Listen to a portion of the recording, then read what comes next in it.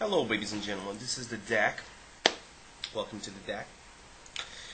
And I have recently received an invitation for a Facebook group, and I'm going to post the link to your right, and you may join if you want to.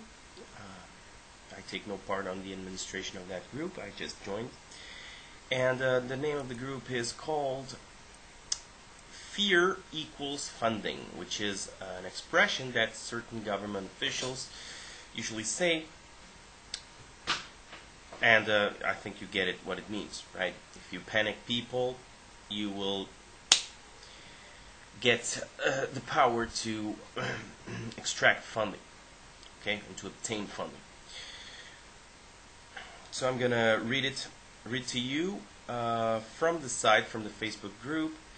Several examples. This group is devoted to collecting examples of false alarm situations. So this group will be of interest to freedom-oriented people, especially libertarians like me, who are very distrustful of government. So I'm going to read. Many government officials believe that the best way to get money or power is to terrify you. Some actually use a phrase to describe this to each other. Fear equals funding. As our government has become increasingly bureaucratic, it has come to routinely create huge panics over things that were not really all that likely to happen, or not even dangerous at all. And here is a partial list of examples. The missile gap. The CIA claimed the Soviet Union had 10 times as many missiles as the US, when in fact the US had 100 times as many as the Soviets. Gulf of Tonkin.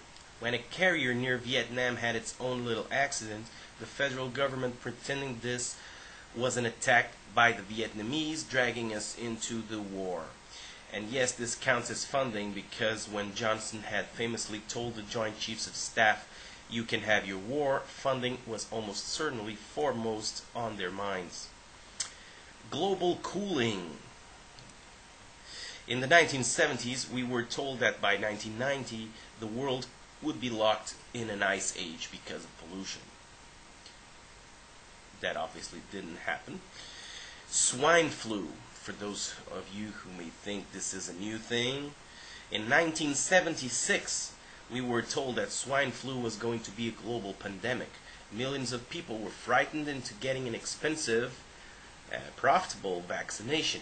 Outside of a military base, nobody died from swine flu, but dozens died from the vaccination, causing the entire effort to be suspended. Asteroid impact. The odds of any significant asteroid hit on the Earth at any time in the lives of ourselves, our grandchildren, and so on for generations are insanely small. But bureaucratic fearmongers reap huge benefits by screaming this risk from the rooftops. Global warming.